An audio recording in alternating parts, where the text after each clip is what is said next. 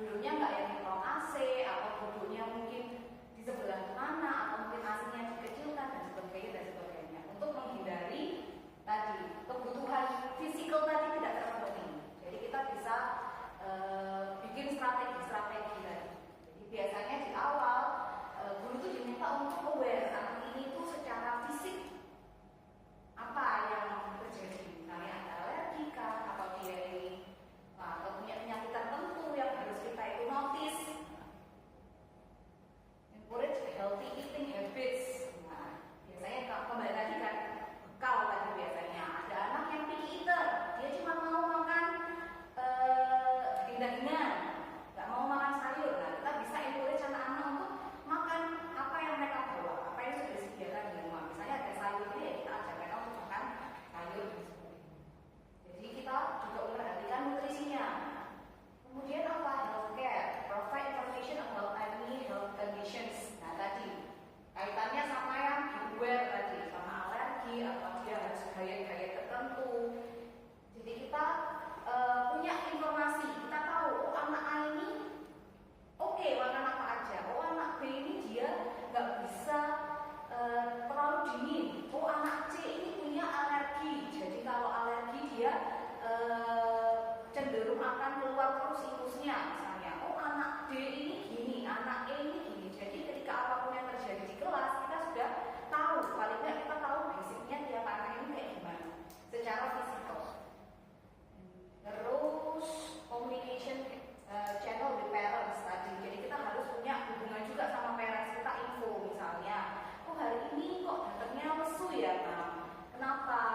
Nanti bisa jadi misalnya, iya ini soalnya agak gak enak badan tadi, atau misalnya iya kemarin soalnya alerginya kambuh nis, tapi sudah gak apa-apa, mungkin masih lemes badannya dan sebagainya. Jadi kita juga berkomunikasi sama orang tua untuk memantau terus tentang kesehatannya anak-anak yang ada di kelas kita atau anak-anak yang berinteraksi dengan kita. Kemudian ensure safe and clean environment. Nah, ini juga perlu diperhatikan. Ini juga menjadi hal yang cukup penting sekarang karena COVID dan sebagainya. Jadi kita harus memperhatikan keselamatan sama kebersihan. Karena anak-anak ini akan banyak berinteraksi sama kita di dalam ruang kelas. Misalnya, ini yang pernah saya alami. Jadi waktu PTM ada satu mama yang nanya, kalau semisal ada anak yang batuk, apa yang akan dilakukan oleh guru? Pada saat itu kita semua sudah memakai masker. Kita akan bilang, ya kalau kami sudah melakukan prevensi dengan memakai masker. Tapi kalau misalnya dia batuk terus gimana ya? Apa nggak ganggu yang lain? Nanti kalau ada penularan dan sebagainya. Itu kan concern dari parents yang bisa jadi juga menjadi kekhawatiran orang tua lain. Biasanya kalau ada pertanyaan seperti itu, saya akan kembalikan lagi. Misalnya, ya kita akan tanya dulu, batuknya ini kenapa? Alergi kah? Atau batuk itu karena dia sakit kah? Dan sebagainya. Kemudian kita lihat, apakah anak yang batuk ini memang dalam masa penyembuhan atau memang sedang sakit-sakitnya? Itu kan kelihatan dari anaknya, bisa lemes atau dia aktif cuma masih kadang kayak gitu. Nanti itu bisa kita kasih informasi ke orang tua yang bertanya tadi. Kalau ini sudah masa pemulihan kok, ini sudah minum obat. Anaknya juga kalau batuk juga selalu pakai masker dan duduknya dijauhkan. Jadi kemungkinan untuk tertularnya semakin kecil. Kemudian di kelas juga kita akan buka jendelanya sedikit supaya sirkulasi udaranya lebih lancar dan sebagainya. Jadi kita juga perlu menyiapkan strategi apa nih yang perlu kita lakukan untuk mengatasi kecemasan orang tua itu terkait dengan keamanan anak mereka selama ada di kelas.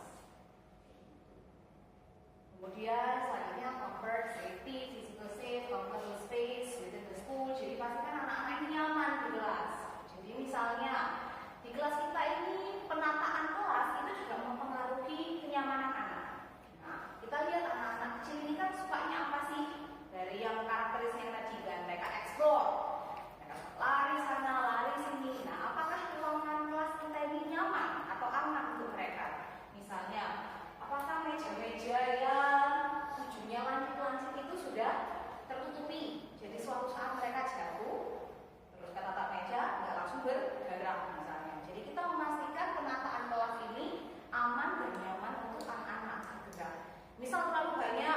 garam di tengah-tengah, mereka akan kesusahan untuk beraktivitas dan sebagainya dan sebagainya. Ini perlu diperhatikan juga. Childproof classroom, place area, nah ini untuk meminimize risk, jadi untuk meminimalisir kemungkinan yang mungkin terjadi, yang tidak bisa kita kontrol. Karena kalau anak-anak ini kan, kalau dibilang susah gampang ya. Mereka ini unpredictable, bisa jadi dia lari tiba-tiba slide down. Itu kan kita tidak bisa memprediksi apa yang akan mereka lakukan. Nah, yang bisa kita lakukan hanya meminimalisir kemungkinan terjadinya apa ya? Bukan kecelakaan ya, terjadinya hal-hal yang tidak kita inginkan. Misalnya ketika dia main nggak sengaja senggolan sama temannya, itu kan kejadian yang tidak kita inginkan. Atau dia jalan tiba-tiba kepleset. Nah, yang perlu kita perhatikan tuh gimana setting kelasnya memangnya, kok sampai bisa mereka ini desa-desaan misalnya, atau gimana kok bisa sampai kepleset, apakah lantainya terlalu licin ataukah kayak gimana dan sebagainya dan sebagainya. Jadi perlu kita pikirkan untuk meminimalisir kemungkinan tersebut. Nah, teach and practice basic hygiene habit ya, juga penting karena anak-anak usia ini kan mereka banyak belajar. Karena mereka kan sebelumnya belum tahu, apalagi sekolah itu masih menjadi lingkungan luar pertama mereka, di luar keluarga. Nah, mereka harus banyak belajar tentang hygiene-nya atau self-help skill-nya, gimana cara mereka menolong diri mereka sendiri. Misalnya di kamar mandi. Kalau di rumah kan mungkin ada mama, ada papa, ada mbak yang bisa selalu sedia membantu mereka. Tapi kalau di sekolah itu kan tidak selamanya mereka itu akan dibantu. Akan ada waktunya mereka harus belajar untuk mengutarakan mereka mau apa. Mau pipis misalnya. Pipis itu caranya gimana? Kemudian apa yang harus dilakukan setelah pipis? Dan sebagainya. Pakai sepatu, gimana caranya pakai sepatu? Apa yang harus dilakukan? Stepnya gimana pakai sepatu sendiri dan sebagainya. Sampai akhirnya mereka bisa menolong diri mereka sendiri, bisa lebih mandiri. Jadi ketika mereka berhadapan dengan lingkungan luar yang lain, mereka ini sudah ready, sudah siap. Kalau mereka membutuhkan sesuatu, mereka bisa menyampaikan. Gak harus mamanya yang kan, itu pipinya dilap dulu, jangan semua kayak gitu. Jadi mereka sudah tahu. Itu kalau yang physical well-being, dari secara fisik. Ada lagi yang perlu diperhatikan, needs lain. Apa sih needs lainnya? Itu ada perkembangan kognitif. Kalau tadi itu fisiknya bertumbuh, badannya, gizi. Kalau ini cognitive development, jadi harus ada perkembangan secara kognitif. Dengan cara apa? Pertama ada simulating environment. Jadi suasana kelas itu harus suasana kelas yang menstimulus mereka untuk berkembang secara kognitif. Maksudnya gimana? Nah, ada 3 cara. Pertama, set up classroom with age appropriate learning materials and activity. Jadi ketika kita mau membuat suatu aktivitas, kita perhatikan untuk anak usia 2 sampai 3 tahun, apa mereka bisa menangkap itu? Misal, saya mau bikin aktivitas. Aktivitasnya ini tentang misalnya tentang mengajarkan living sama non-living things, benda hidup dan benda mati. Kalau misal saya cuma cerita aja, kira-kira mereka paham nggak? Enggak, karena enggak age appropriate. Ketika umur 2 sampai 3 tahun, 2 sampai kasarnya 4 tahun, mereka harus melihat bendanya. Paling enggak mereka melihat sesuatu yang real, bukan sesuatu yang abstrak atau dikira-kira. Jadi kita bisa bawa boneka, kucing misalnya. Kucing living things atau non-living things? Misalnya living things. Why? Kenapa living things? Karena kucing bernafas misalnya. Good. Karena kucing makan misalnya. Good. Karena kucing bla bla bla bla bla. Terus kita ambil benda lain, misalnya batu. Kalau batu, living things or non-living things? Living things misalnya, kenapa kok living things? Kita bisa gali dari anak-anak. Karena batu bisa pindah tempat misalnya. Ya kalau kita bawa memang pindah tempat. Dan non-living, kenapa? Karena nggak butuh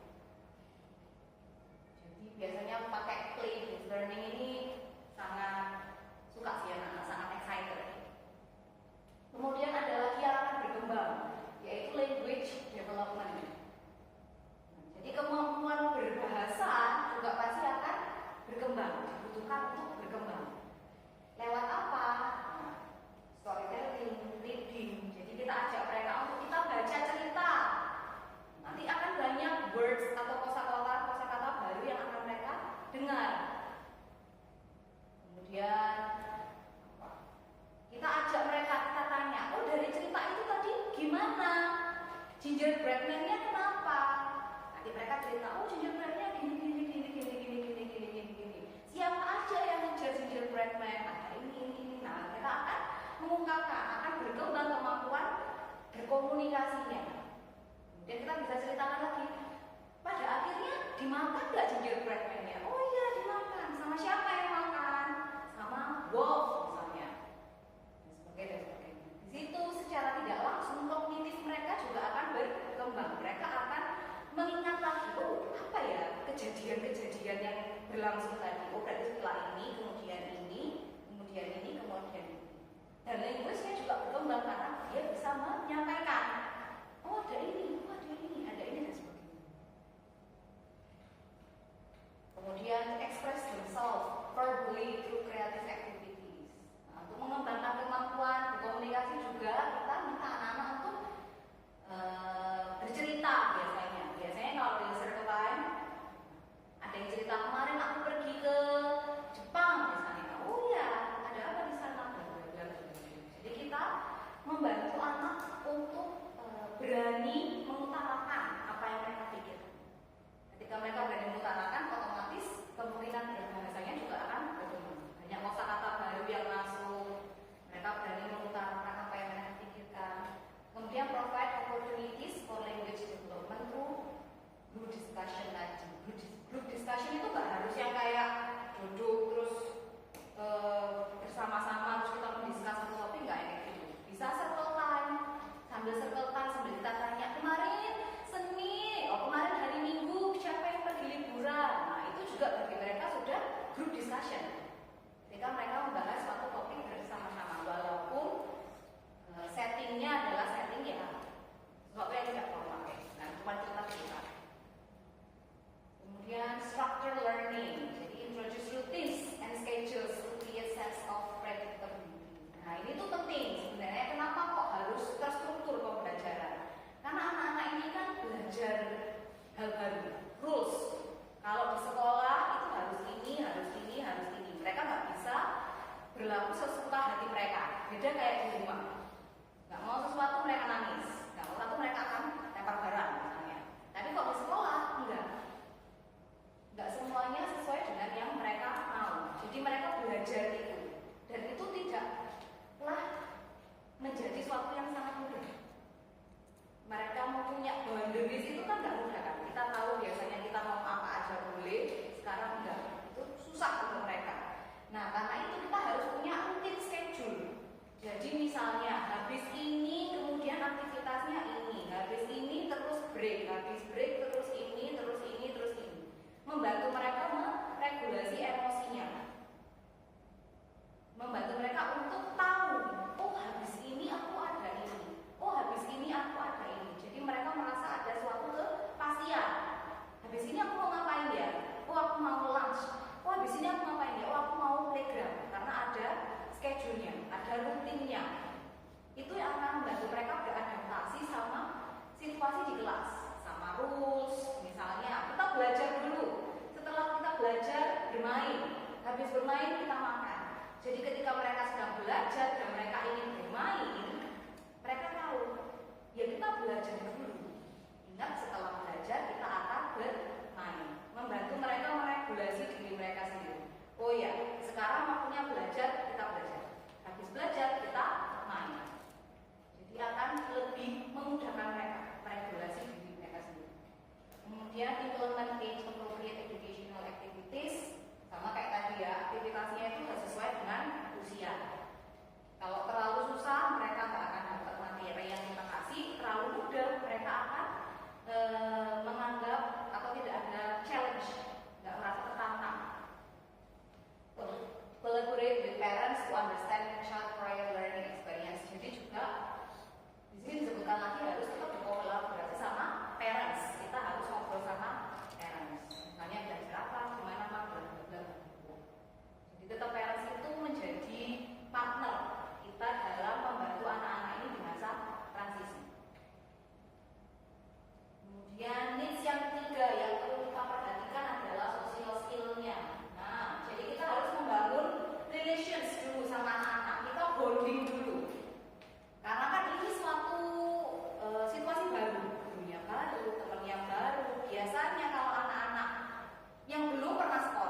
dia masuk sekolah itu pasti akan penuh dengan drama, nangis lah, nggak mau lepas dari mamanya, ketakutan berlebihan dan sebagainya.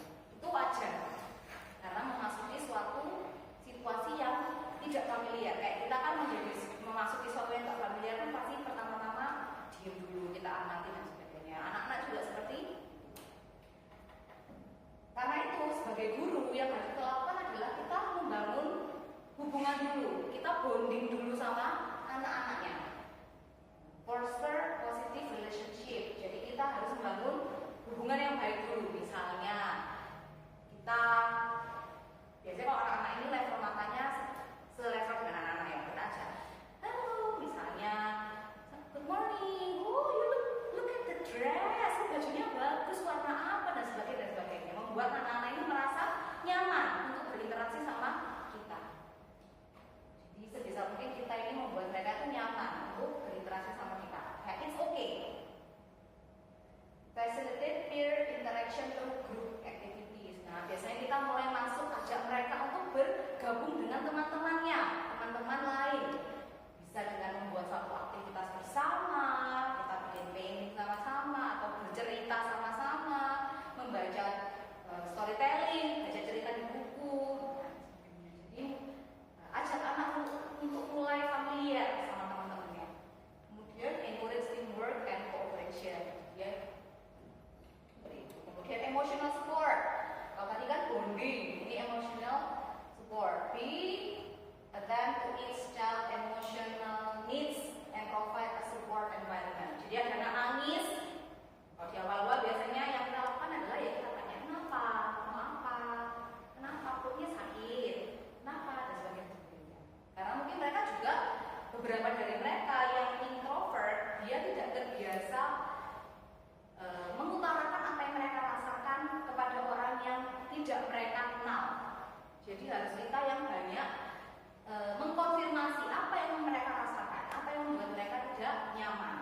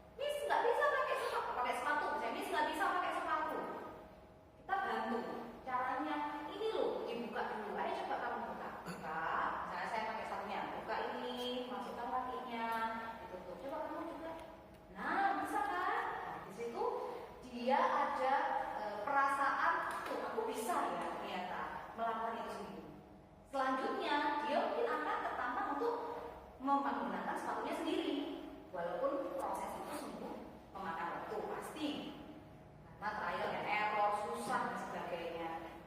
Tapi itu akan mengajarkan mereka bahwa ya mereka bisa melakukan itu sendiri dan ada rasa kepuasan karena berhasil.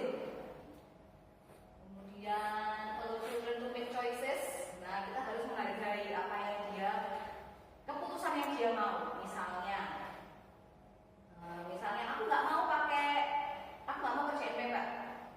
Kenapa nggak mau kerjain paper? Ya aku nggak mau, aku capek, aku bosen. Ya kita harus menghargai itu. Tapi tetap dia harus mengerjakan kewajibannya.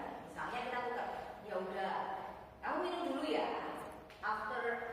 Setelah minum, nanti kita kembali lagi, kita lanjutin papernya. Oke? Jadi kita hargai keputusan itu sambil kita menetapkan strategi yang lain supaya kewajibannya juga tetap dia lakukan. Karena dia juga ingin merasa kayak, ya aku punya pendapat sendiri.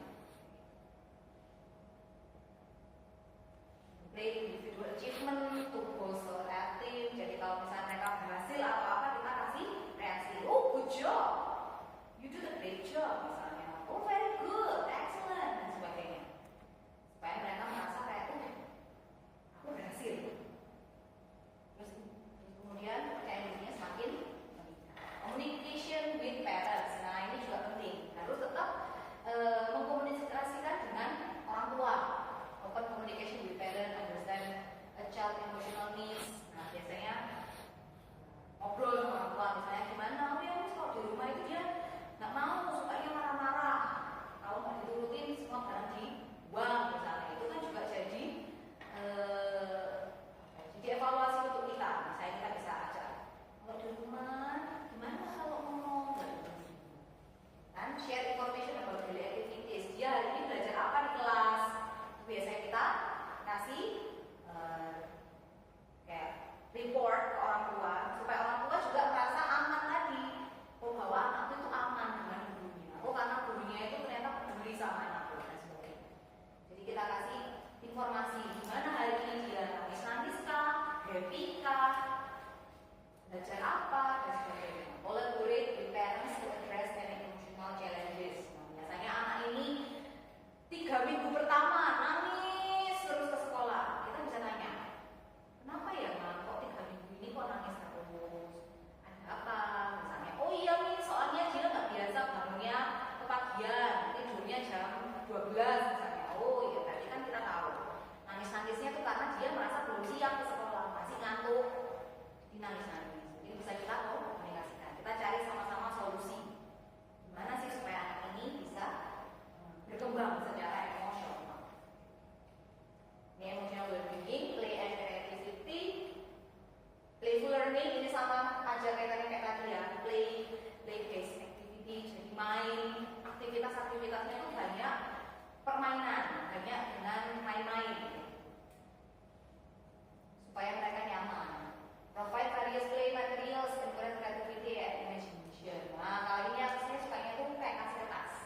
Biasanya kalau anak-anak TK ini saya kasih kertas, kalian mau gambar terserah, mau gambar apa aja, mau bikin rumah, mau gambar rumah, mau bikin surat, mau bikin pesawat, terserah, sesuai dengan kreativitas mereka.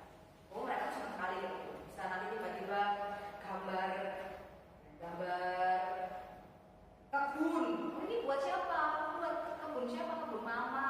Nanti bisa cerita. Di situ kita bisa masuk, kita bonding lagi sama anak-anak sambil kita lihat apa yang mereka lakukan. Ada itu yang bikin pakai gunting, yaitu bikin rumah-rumahan. Nah, jadi dibuka itu, dibuka ini ada rumah, ini ada ini, ada ini, ada ini. Nah, memancing kreativitas mereka juga. Mereka berekspresi. Mau coret-coret aja juga nggak masalah. Apapun mereka bisa lakukan. Itu kan kreativitas.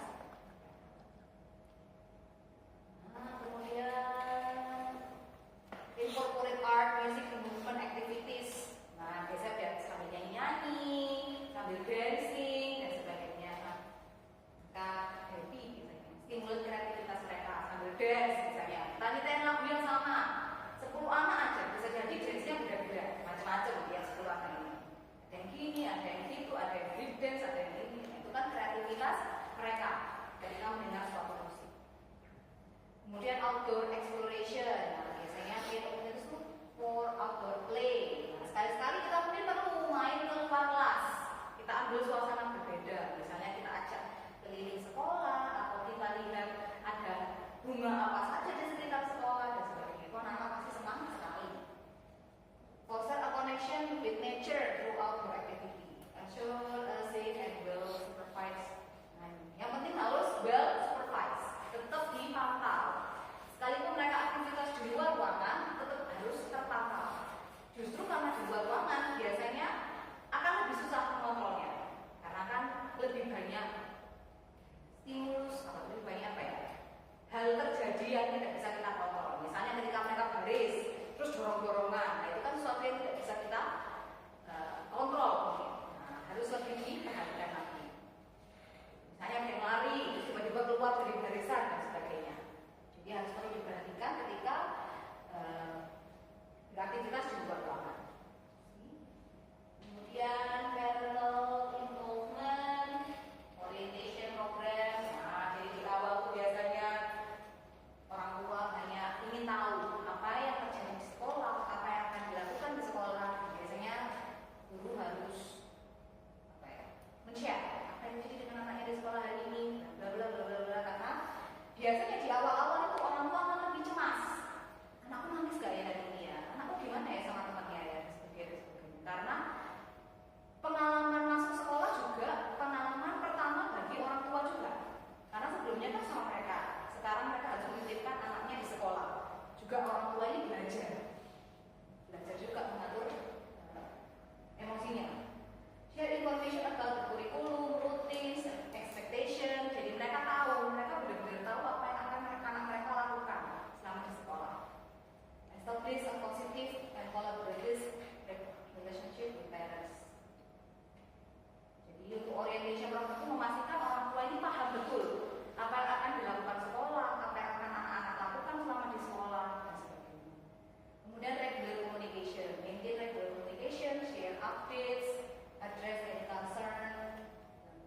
Jadi kita harus ya, terus berkomunikasi sama parents ya. Apa yang terjadi dengan anak hari ini? Misalnya hari ini jatuh, kita bilang, sorry mam, hari ini jatuh karena tadi lari-lari kepleset, tapi sudah saya kasih minyak kok anaknya dan sebagainya. Jadi tetap harus komunikasi sama parentsnya. Collaborative partnership, collaborate with parents, involve parents in school activities and events. Ini biasanya yang kedua ini anak-anak suka. Misalnya ada satu sesi kita undang orang tua, misalnya orang tua ini dia kerjanya bakery ya, kita bikin kelas sama-sama. Kalau anak senang, orang tua senang, anak-anak juga senang. Jadi ada keterlibatan orang tua. Seek parental input and decisions dan impact the child's well-being. Jadi misalnya ada sesuatu terjadi, kita bisa ajak orang tua ini juga berdiskusi, karena kan kita partner. Jadi orang tua dan guru ini berpartner bersama untuk anaknya. Jadi kita berdiskusi juga gimana sih cara atau solusi terbaik untuk anak-anak ini supaya nyaman dan senang di sini. Jadi orang tua itu juga menjadi faktor yang cukup penting. Kemudian ada individualized approach. Nah ini yang perlu kita perhatikan. Jadi kita harus understand each child. Jadi lebih memahami karakter tiap anak ini kan beda-beda. Misalnya di kelas kita ada 17 anak, 17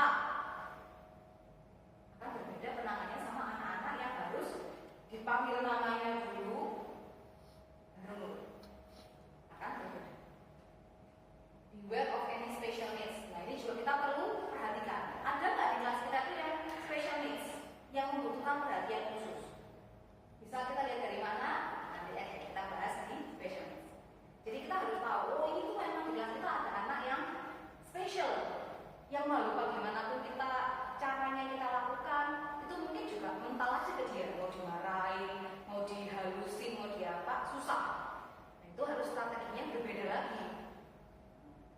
Yang penting kita tahu dulu, understand dulu anak-anak ini kayak gimana. Jadi cara memperlakukan anak A, anak B, anak C, anak D belum tentu sama, tergantung karakteristiknya. Tahu dari mana kita memahami anak-anak ini dengan cara observasi dan assessment. Jadi kita mau observasi ketika mereka bermain, ketika berinteraksi dengan teman di sekolah gimana, ketika sama mamanya gimana. Jadi kita selalu mengobservasi perilaku anak-anak ini supaya kita benar-benar tahu seperti apa sih dia. Regular observe and assess initial progress. Jadi ada progress, kita catat. Biasanya anekdotal, kita catat hari ini anak ini bla bla bla bla bla bla bla. Akan lebih baik kalau kita punya catatan. Oh, anak yang ini, anak ini, anak ini. Itu membantu kita. Use assessment to tailor judge about individual needs. Misalnya, kalau dari akademik bisa ya kita pakai assessment. Kita kasih soal, kita tahu mana anak yang materi ini belum paham, mana anak yang paham, mana anak yang sudah di luar kepala, mana yang bahkan sama sekali nggak tahu ini materi apa dan sebagainya. Bisa dipantau dari assessment. Kemudian provide additional support. Misalnya kita tahu ada anak yang kurang dari segi akademik, bisa kita bantu dengan kelas tambahan. Mungkin saat bermain dia kita ajari secara lebih intens, macam-macam ya. Dengan memperhatikan 7 needs itu, ya harapannya kita akan membantu atau kita menciptakan suatu lingkungan yang aman dan nyaman ketika anak-anak ini transisi dari sebelum sekolah memasuki masa-masa sekolah. Jadi ada 7 kebutuhan yang anak-anak ini harus penuhi di dalam ruang kelas. Sampai sini ada yang bertanya? Kalau nggak ada, kita masuk ke strategi for transition. Nah, effective strategies. Oke, jadi ada 1, 2, 3, 4, 5, 6, 7, ada 10 strategi yang bisa kita praktekkan.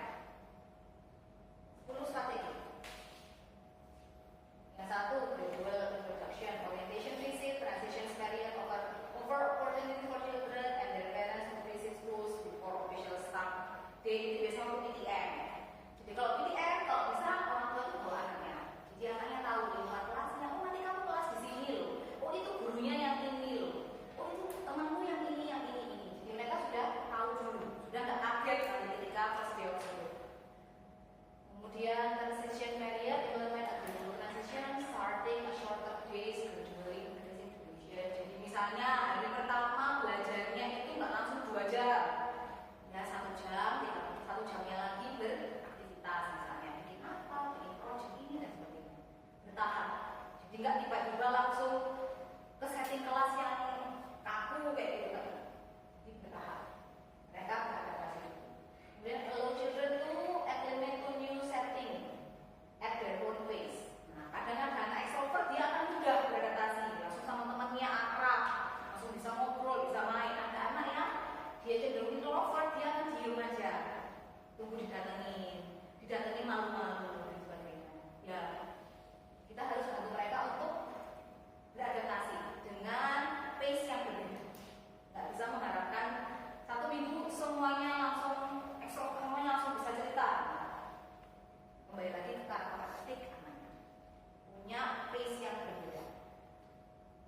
Kemudian establishing routines, yang tadi ada schedule, ada rutin yang jelas, konsisten, supaya mereka tahu apa yang akan mereka lakukan, apa yang sedang mereka lakukan, apa yang nanti akan mereka lakukan, jam berapa mereka pulang dan sebagainya.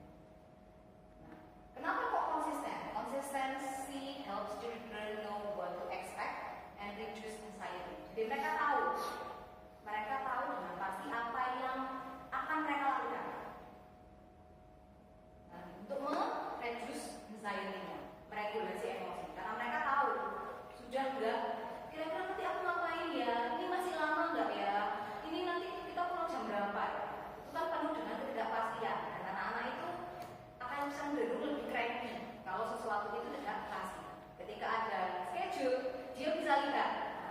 situ ada morning routine, put down your chair, bla bla bla bla bla. Oh ini ada timetable, hari ini jam segini kita ngapain, ini ngapain. Jadi mereka bisa ngecek sendiri. Oh sekarang jamnya jam 8. Berarti math ini cuma 30 menit. Habis ini aku snack. Itu akan membantu mereka untuk menata emosi, membuat mereka lebih siap dan tahu apa yang akan mereka lakukan selanjutnya. Visual timetables, nah jadi di print atau ditempel di kelas supaya mereka bisa melihat sendiri. Oh di sini ini. Bisa sambil kita tanya nanti. Oh habis ini kita mau ngapain ya? Oh ini habis ini dan sebagainya.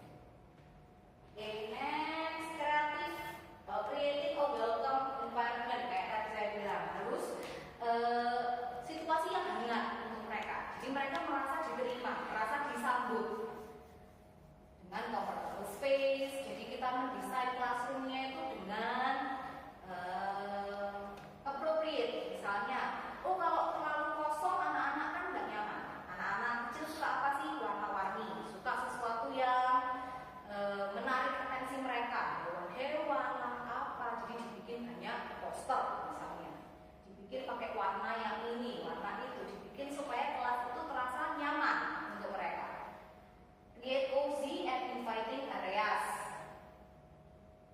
Mereka punya personal space lagi, ada tempat punya mereka sendiri, bisa lewat locker, bisa lewat laci, jadi mereka punya personal space-nya mereka. Terus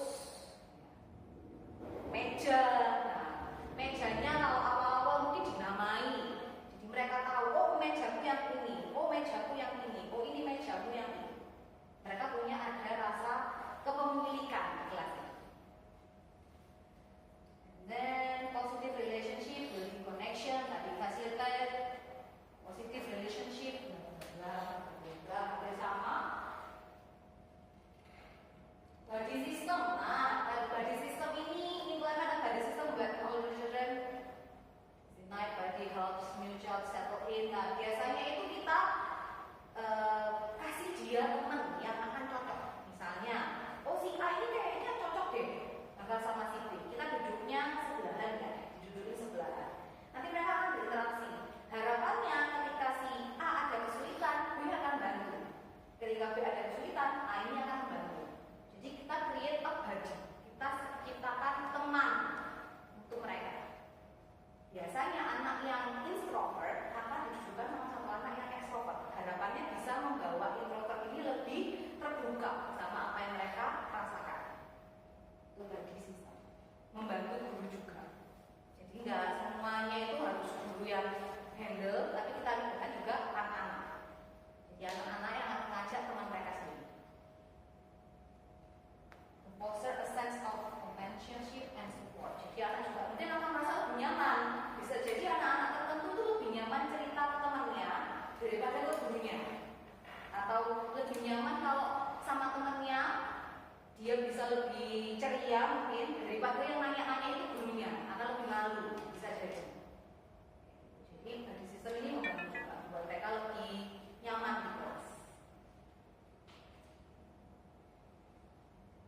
Kayak body system itu di kelas saya pernah ada satu anak ini introvert sekali, dia ini sangat pendiam. Jadi even untuk ngambil pensil aja dia itu nunggu sampai nangis. Jadi kok udah nangis kenapa? Saya deketin, oh pensilnya nggak ada. Ambil pensil ya, nggak bawa pensil, baru dia kalau nggak cuma gini aja, nggak bereaksi apa-apa. Sambil pensil, berhenti nangisnya. Nah, tapi ketika dia duduk sama temannya, mereka berdua, misalnya teman ini udah masuk, mereka berdua, mereka bisa nari-nari, joget-joget, bisa gambar-gambar, ketawa-ketawa. Tapi nanti temannya pulang, dia sama lagi, diem lagi. Jadi bisa jadi dia akan lebih menjadi dirinya sendiri ketika bersama temannya. Sekalipun mungkin gurunya dia nyaman sama gurunya, tapi bisa jadi tipe anak tertentu itu akan lebih nyaman